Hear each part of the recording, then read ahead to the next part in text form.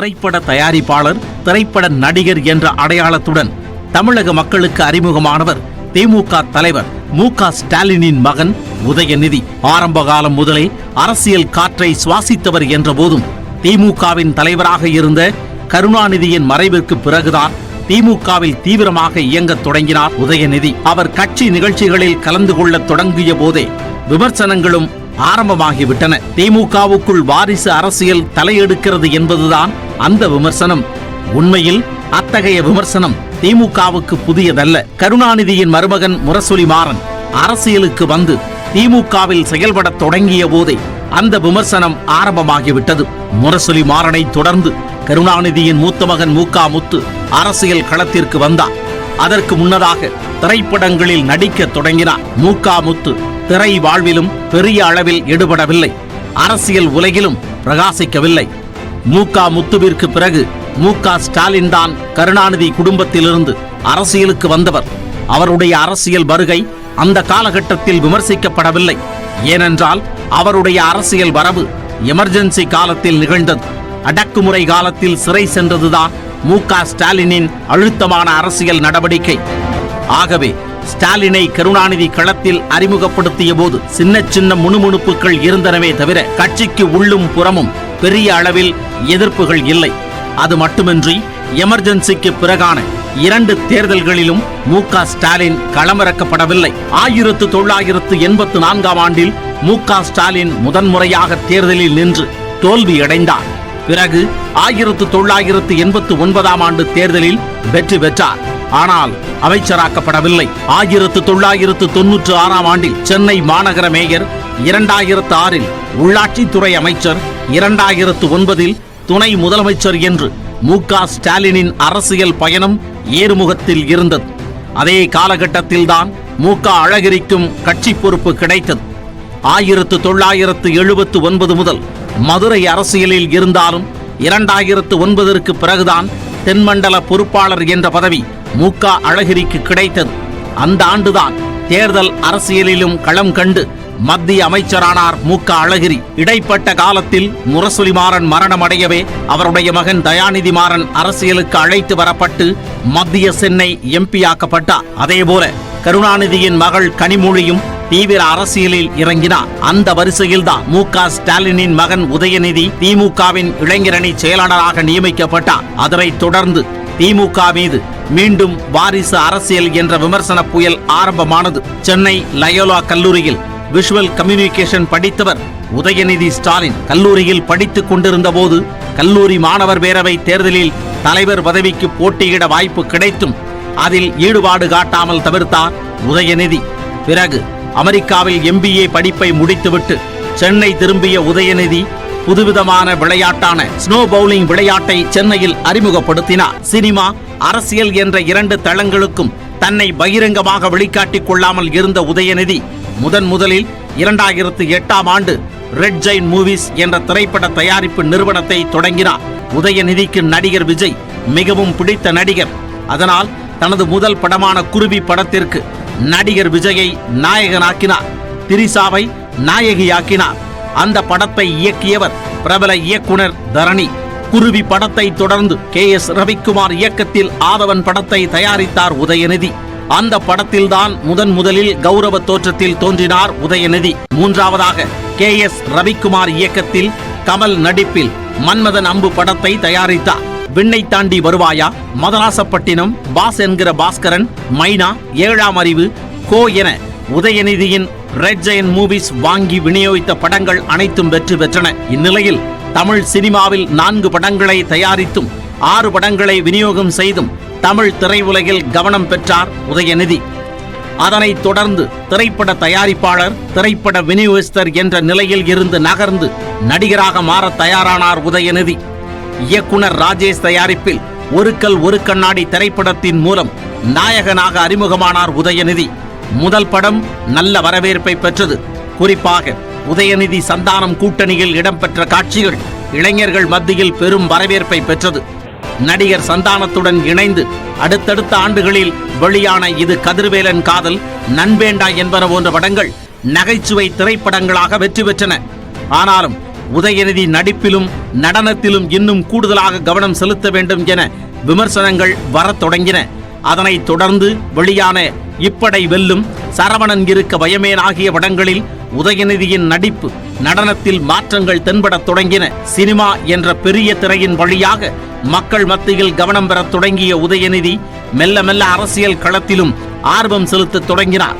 அரசியல் குடும்பத்தைச் சேர்ந்தவர், கருணாநிதியின் பேரன், ஸ்டாலினின் மகன் என்பன போன்ற அம்சங்களால் அவர்களை பின்பற்றி உதயநிதி எப்பொழுது அரசியலுக்கு வருவார் என்ற கேள்வி எழுந்தது. அப்போது நடிப்பு மட்டும்தான் தனது தொழில் என்றும் அரசியலில் ஈடுபடும் எண்ணம் தனக்கில்லை என்றும் தொடர்ச்சியாக கூறி வந்தார் உதயநிதி. அரசியல் ஈடுபாடு இல்லை என்று சொல்லிக்கொண்டே சமூக வலைத்தளங்கள் வழியாக அரசியல் நையாண்டிகளில் ஈடுபட்டு வந்தார் உதயநிதி. குறிப்பாக மறைந்த முதல்வர் ஜெயலலிதாவின் பிறந்த நாளின் போது HBD ஜெயா என்ற ஹேஷ்டேக்கில் உலகம் காணாத தலைமையை வாழ்த்துவதில் எத்தனை பெருமை என்ற தலைப்பில் வஞ்ச புகழ்ச்சி கவிதை ஒன்றை எழுதி வெளியிட்டார். உதயநிதியின் அந்த கவிதை சமூக வலைத்தளத்தில் பெரும் அதிர்வை ஏற்படுத்தியது. அதேபோல் திமுக அதிமுகவுக்கு மாற்றாக தொடங்கப்பட்ட மக்கள் நல கூட்டணியை அதிமுகவின் பி டீம் என கிண்டலடித்து மீம்ஸ் ஒன்றை வெளியிட்டார் உதயநிதி. முக்கியமாக குடியுரிமை சட்ட திருத்தத்திற்கு எதிராக நாடு தழுவிய அளவில் போராட்டம் வெடித்த போது எந்த ஒரு பிரச்சனைக்கும் வன்முறை கலவரம் வழியாக தீர்வு காண முடியாது என்று கருத்து தெரிவித்திருந்தார் ரஜினிகாந்த். அதற்கு எதிர்வினையாற்றிய உதயநிதி சென்னையில் நடைபெறும் CAA எதிர்ப்பு பேரணியில் அனைவரும் பங்கெடுப்போம், உரிமைக்கான போராட்டத்தை கண்டு வன்முறை என்று அஞ்சும் வசதியான வயதான பெரியவர்களை சரியான பாதுகாப்புடன் வீட்டிலேயே விட்டுவிட்டு வரவும் என்று பதிவிட்டார். அந்த பதிவு பலத்த சர்ச்சைகளை கிளப்பியது. எதிர்க்கட்சியினரை நையாண்டி செய்து ட்வீட் போடும் உதயநிதி திடீரென விநாயகர் சதுர்த்தி அன்று விநாயகர் சிலை ஒன்றை அவரது மகள் கையில் வைத்திருக்கும் ஒரு படத்தை ட்விட்டர் வலைத்தளத்தில் பதிவிட்டார். பகுத்தறிவு கருத்துக்களை முன்வைக்கும் திமுகவைச் சேர்ந்த உதயநிதி பதிவிட்ட இந்த படம் சமூக வலைத்தளங்களில் பேசுபொருளாக மாறியது. அதற்கு விளக்கம் அளிக்கும் வகையில் சர்ச்சையும் அதன் உள்நோக்கமும் புரிகிறது. என் அம்மா வைத்து வழிபட்டது, கரையும் முன் என் மகள் விருப்பத்தின் பேரில் அவர் கையில் புகைப்படமானது, அவ்வளவே என்று பதிவிட்டு சர்ச்சை கருத்துக்களுக்கு முற்றுப்புள்ளி வைத்தார் உதயநிதி ஸ்டாலின். சினிமாவில் கவனம் செலுத்திக் கொண்டிருந்த போது அவர் 1000 விளக்கு தொகுதியில் போட்டியிடப் போவதாக தகவல் வெளியானது. இதனை முற்றிலுமாக மறுத்த உதயநிதி, நான் எப்பொழுதும் அரசியலில் இறங்கப் போவதில்லை, பட தயாரிப்பு நடிப்பு என சென்று கொண்டிருக்கிறேன், இந்த தேர்தல் மட்டுமல்ல இனி எந்த தேர்தலிலும் நான் போட்டியிடப் போவதில்லை என்று திட்டவட்டமாக கூறினார்.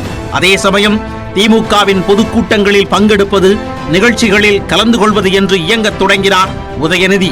அப்போது திமுகவின் அடிமட்ட தொண்டனை போல் உழைத்து பணியாற்ற வாய்ப்பு கொடுங்கள் என்று மேடைகளில் பேசிய உதயநிதி திமுக உறுப்பினர்கள் சட்டமன்றத்திலிருந்து வெளியேற்றப்பட்டதை கண்டித்து உண்ணாவிரத போராட்டத்தில் பங்கு பெற்றார்.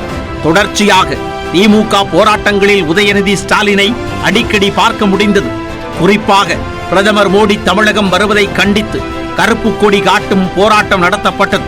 அப்போது கடலூரில் நடந்த போராட்டத்தில் உதயநிதி ஸ்டாலின் கலந்து கொண்டார். அப்போது கருப்பு சட்டை அணிந்து கொண்டு கருணாநிதியிடம் வாழ்த்து பெற்று சென்ற வீடியோ வலைத்தளங்களில் வெளியானது.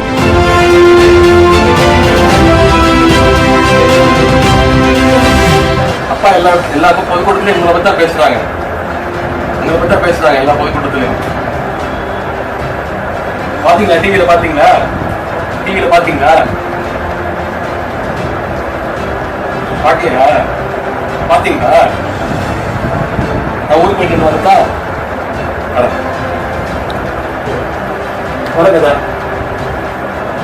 அதேபோல் காவிரி மேலாண்மை வாரியம் அமைக்க கோரி திமுக மற்றும் அதன் தோழமை கட்சிகள் சார்பில் நடைபெற்ற போராட்டத்தில் உதயநிதி ஸ்டாலின் அண்ணா சாலை முதல் எழிலகம் வரை பேரணியில் பங்கேற்றார்.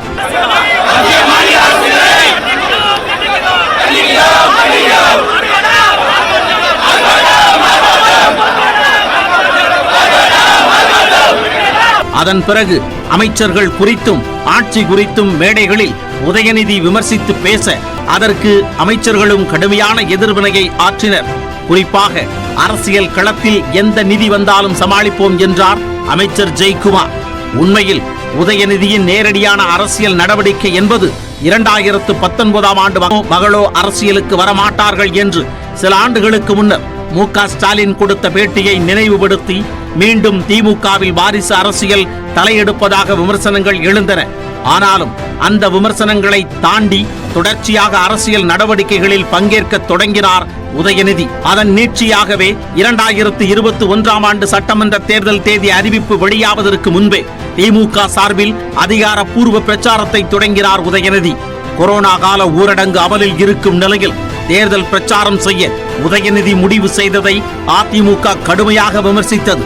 ஆனாலும் திட்டமிட்டபடி பிரச்சாரத்தை தொடங்கினார் உதயநிதி. அப்போது அவரை கைது செய்த காவல்துறை பிறகு விடுவித்தது. பின்னர் மீண்டும் தடையை மீறி பிரச்சாரம் செய்த உதயநிதியை கைது செய்த காவல்துறை அவரை தடுப்பு காவலில் வைத்து பல மணி நேரத்திற்கு பிறகே விடுதலை செய்தது. அப்போது தன்னை கைது செய்ய வந்த காவல்துறையிடம் வாக்குவாதத்தில் ஈடுபட்ட உதயநிதி திரண்டிருக்கும் திமுக தொண்டர்களை தாக்கினால் சாலையில் அமர்ந்து போராடுவேன் என்றதோடு காவல்துறையின் வாகனத்தில் ஏற மாட்டேன், நடந்தே வருவேன் என்று சொன்னார். அத்தோடு தனது பிரச்சாரத்தின் போது திரளும் மக்கள் ஆதரவை கண்டு அதிமுக அரசு அச்சப்பட்டுள்ளதாகவும் அதனால் தான் கைது நடவடிக்கையில் ஈடுபடுவதாகவும் விமர்சித்தார். கண்டு அதிமுக ஆட்சி பயப்படுகிறது. அடுத்த கட்ட நடவடிக்கை கைது பண்ணிருக்காங்க. தலைவர்கிட்ட பேசி முடிவெடுப்பு. 2021 சட்டமன்ற தேர்தலில் போட்டியிட வாய்ப்பு தரப்படுமா என்ற எதிர்பார்ப்பிற்கு நடுவே சேப்பாக்கம் திருவல்லிக்கேணி சட்டமன்ற தொகுதி திமுக வேட்பாளராக அறிவிக்கப்பட்டார் உதயநிதி. அந்த தொகுதி மட்டுமின்றி தமிழ்நாட்டின் பெரும்பாலான தொகுதிகளுக்கு நேரில் சென்று திமுக கூட்டணி வேட்பாளர்களை ஆதரித்து பிரச்சாரம் செய்த உதயநிதி அந்த தேர்தலின் முடிவில் சுமார் 70,000 வாக்குகள் வித்தியாசத்தில் வெற்றி பெற்று முதன்முறையாக சட்டமன்றத்திற்குள் நுழைந்தார். திமுக அமைச்சரவையில் உதயநிதிக்கு வாய்ப்பளிக்கப்படுமா என்ற எதிர்பார்ப்பு எழுந்தது. ஆனால் 1984 போட்டியிட்டு 1989, 1996, 2001, 2006 என்று 4 தேர்தல்களில் வென்ற பிறகே மு.க. ஸ்டாலினுக்கு அமைச்சர் பதவி கொடுத்திருந்தார் கருணாநிதி. அதனால் உதயநிதிக்கு உடனடியாக அமைச்சரவையில் வாய்ப்பு கிடைக்காது என்றே சொல்லப்பட்டது. அதுபோலவே அவருக்கு அமைச்சரவையில் வாய்ப்பு தரப்படவில்லை. என்றாலும் அரசியல் ஒரு பக்கம், சினிமா மறுபக்கமுமாக தொடர்ச்சியாக இயங்குகிறார் உதயநிதி. குறிப்பாக சூர்யாவின் எதற்கும் துணிந்தவன், விஜயின் பீஸ்ட், விஜய் சேதுபதியின் காத்து வாக்குல 2 காதல், சிவகார்த்திகேயனின் டான் உள்ளிட்ட நட்சத்திர படங்களை எல்லாம் உதயநிதியின் ரெட் ஜெயின் மூவிஸே வெளியிட்டது. அப்போது மீண்டும் திமுக ஆட்சிக்கு வந்துவிட்டதால் உதயநிதி சினிமா வர்த்தகத்தில் ஆதிக்கம் செலுத்துகிறார். அனைத்து பெரிய படங்களையும் அவரது பட நிறுவனமே வெளியிடுகிறது. அதன் பின்னணியில் அதிகாரமும் அரசியலும் இருக்கிறது என்பன போன்ற விமர்சனங்கள் எழுந்தன. ஆனால் அவற்றையெல்லாம் அடியோடு நிராகரித்தார் உதயநிதி ஸ்டாலின். லோகேஷ் கனகராஜ் இயக்கிய கமல்ஹாசனின் விக்ரம் படத்திற்கான இசை வெளியீட்டு விழாவில் பேசிய உதயநிதி, விக்ரம் படத்தை வெளியிடுவது தொடர்பாக கமல்ஹாசனை மிரட்டினீர்களா என்று சிலர் கேட்கிறார்கள். நான் மிரட்டவும் மாட்டேன், யார் மிரட்டினாலும் பயப்படுகிற ஆளில்லை கமல் என்றார்.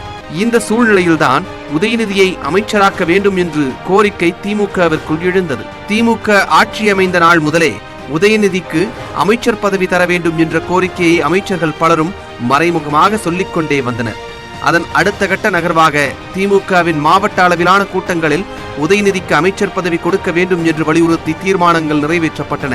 திண்டுக்கல் கிழக்கு, மேற்கு மாவட்ட திமுக செயற்குழுவில் அமைச்சர்கள் ஐ. பெரியசாமி, சக்கரபாணி உள்ளிட்டோர் கலந்து கொண்டு உதயநிதியை அமைச்சராக்க வேண்டும் என்ற தீர்மானத்தை நிறைவேற்றினர். அமைச்சர் அன்பில் மகேஷ் பொய்யாமொழி தலைமையில் நடந்த திருச்சி தெற்கு மாவட்ட திமுக செயற்குழுவில் உதயநிதியை அமைச்சராக்க வலியுறுத்தி தீர்மானம் நிறைவேற்றப்பட்டது. அதை அடிவுற்றி வேறு சில மாவட்டங்களிலும் உதயநிதி ஆதரவு தீர்மானங்கள் நிறைவேற்றப்பட்டன. அதன் மூலம் உதயநிதியை அமைச்சராக்குவதற்கான களத்தை தயார் செய்து வருகிறதா திமுக தலைமை என்ற கேள்வி எழுந்தது. அதனைத் தொடர்ந்து உதயநிதியிடமிருந்து ஓர் அறிக்கை வெளியானது.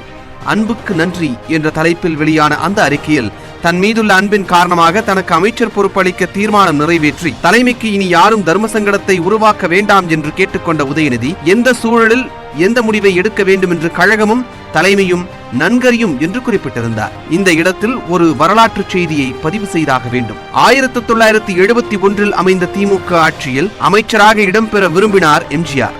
அப்போது சினிமாவிலும் நடித்துக் கொண்டு அமைச்சர் பதவிக்கு வருவதில் சட்ட தடை இருப்பதாக சொல்லப்படவே கருணாநிதி அமைச்சரவையில் எம்ஜிஆருக்கான இடம் மறுக்கப்பட்டது. அந்த பின்னணியில் பார்க்கும்போது உதயநிதி அமைச்சராவதற்கு அவரது திரைப்பட தொழில் முட்டுக்கட்டையாக வரலாம். அந்த முட்டுக்கட்டையை அகற்றுவதொன்றும் பெரிய சிரமம் அல்ல. அவற்றையெல்லாம் தாண்டி உதயநிதி கொடுத்த அறிக்கையில் இங்கே எந்த சூழலில் எந்த முடிவை எடுக்க வேண்டும் என்பது தலைமைக்கு தெரியும் என்று குறிப்பிட்டிருப்பது மிக முக்கியமானது. ஆம், உதயநிதியை அமைச்சராக்குவதா வேண்டாமா என்பது முதல் எப்போது உதயநிதியை அமைச்சராக்குவது, உதயநிதிக்கு எந்த துறையை ஒதுக்குவது என்பது வரை எல்லாம் முதலமைச்சர் மு.க.ஸ்டாலினின் பிரத்யேக அதிகார எல்லைக்கு உட்பட்டவை. அந்த வகையில் திமுக இளைஞரணி செயலாளரும் சேப்பாக்கம் திருவள்ளிக்கேணி தொகுதி சட்டமன்ற உறுப்பினருமான உதயநிதியை 2022 டிசம்பர் 14 அன்று அமைச்சரவையில் சேர்த்துக் கொண்டார் முதலமைச்சர் மு.க.ஸ்டாலின். அப்போது அமைச்சர் உதயநிதி ஸ்டாலினுக்கு இளைஞர் நலன், விளையாட்டு, வறுமை ஒழிப்பு மற்றும் சிறப்பு திட்ட அமலாக்கத்துறை உள்ளிட்ட துறைகள் ஒதுக்கப்பட்டன. திராவிட மாடல் அமைச்சரவையில் பங்கேற்க வாய்ப்பளித்ததற்கு முதலமைச்சர் மு.க.ஸ்டாலினுக்கு நன்றி தெரிவித்த அமைச்சர் உதயநிதி ஸ்டாலின் அமைச்சர் பதவியை பதவியாக கருதாமல் பொறுப்பாக உணர்ந்து பணியாற்றப் போவதாக சொன்னார். அதனைத் தொடர்ந்து தமிழ்நாடு அரசின் முக்கிய முடிவுகள் தொடர்பான ஆலோசனை கூட்டங்கள், அமைச்சரவை கூட்டங்கள், ஆய்வுக் கூட்டங்கள் என அனைத்திலும் அமைச்சர் உதயநிதி ஸ்டாலின் பங்கேற்க தொடங்கினார். ஆட்சி நிர்வாகத்தோடு சேர்த்து அரசியல் கருத்துக்களையும் விமர்சனங்களையும் தீவிரமாக முன்னெடுத்தார் அமைச்சர் உதயநிதி ஸ்டாலின். குறிப்பாக சனாதனம் குறித்து அவர் பேசியது நாடு தழுவிய அளவில் சர்ச்சையாக்கப்பட்டது. சனாதனத்துக்கு எதிராக பேசிய அமைச்சர் உதயநிதி ஸ்டாலினின் தலையை வெட்டி கொண்டு வருபவருக்கு 10 கோடி ரூபாய் பரிசு தருவதாக வன்முறை வார்த்தைகளை கக்கினார் ஒரு வடநாட்டு சாமியார். பிரதமர் மோடியில் ஆரம்பித்து பலரும் அமைச்சர் உதயநிதியின் பேச்சை விமர்சித்தார்கள். குறிப்பாக வடமாநில தேர்தல் பரப்புரைகளில் அமைச்சர் உதயநிதி குறித்து பாஜக தலைவர்கள் பேசி பரபரப்பை கிளப்பினார்கள்.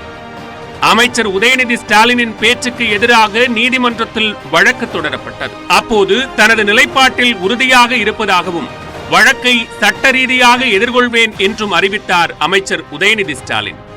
அதேபோன்று நீட் விலக்கு குறித்து தேர்தல் பரப்புரையில் உதயநிதி ஸ்டாலின் பேசியதை அதிமுகவும் பாஜகவும் நினைவூட்டி அரசியல் விமர்சனங்களை முன்வைத்தன. அதனைத் தொடர்ந்து நீட் விலக்கு கோரி கையெழுத்து இயக்கம் ஒன்றை ஆரம்பித்தார் அமைச்சர் உதயநிதி ஸ்டாலின். இடைப்பட்ட காலங்களில் 2 முறை பிரதமர் நரேந்திர மோடியை டெல்லி சென்று நேரில் சந்தித்து பேசினார் அமைச்சர் உதயநிதி. இந்நிலையில் 2024 மக்களவை தேர்தலையொட்டி திமுக இளைஞரணி சார்பில் சேலத்தில் மாநில மாநாடு நடத்தப்படும் என்று அறிவிக்கப்பட்டது. அதன் மூலம் திமுக இளைஞரணிக்கும் அமைச்சர் உதயநிதி ஸ்டாலினுக்கும் கூடுதல் முக்கியத்துவம் தரப்படுவதாகவும், அதன் மூலம் விரைவில் அமைச்சர் உதயநிதி ஸ்டாலின் துணை முதலமைச்சர் பதவியில் அமரக்கூடும் என்றும் ஊடகங்கள் பேசத் தொடங்கின. அமைச்சர் உதயநிதி ஸ்டாலின் துணை முதலமைச்சர் ஆகிறார் என்ற செய்தி ஊடகங்களில் தீவிரமடைந்த போது, ஆம், எல்லா அமைச்சர்களும் முதலமைச்சருக்கு துணையாக இருக்கப் போகிறோம் என்று நாசுக்காக கடந்து சென்றார் அமைச்சர் உதயநிதி ஸ்டாலின்.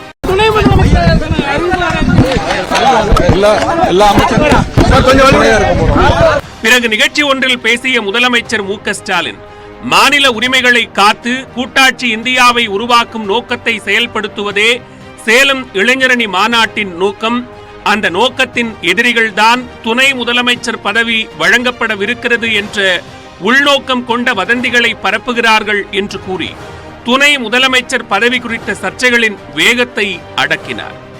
ஆனாலும் கூட 2024 மக்களவை தேர்தலுக்கு முன்பு துணை முதலமைச்சர் ஆகிறார் உதயநிதி ஸ்டாலின் என்றும், முதலமைச்சர் ஸ்டாலின் ஸ்பெயின் நாட்டிற்கு செல்வதற்கு முன்னர் துணை முதலமைச்சர் பதவியில் அமைச்சர் உதயநிதி நியமிக்கப்படுவார் என்றும், சேலம் இளைஞரணி மாநாட்டுக்கு முன்போ பின்போ துணை முதலமைச்சர் பொறுப்பு அமைச்சர் உதயநிதி ஸ்டாலினுக்கு தரப்படும் என்றும் ஒரே செய்தி வெவ்வேறு வடிவங்களில் பரவிக்கொண்டே இருந்தது.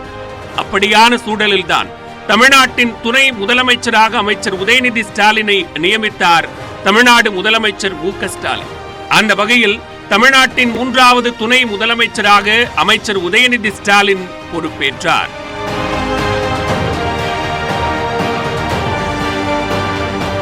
மாண்புமிகு திரு உதயநிதி ஸ்டாலின் அவர்கள். உதயநிதி ஸ்டாலின் எனும் நான்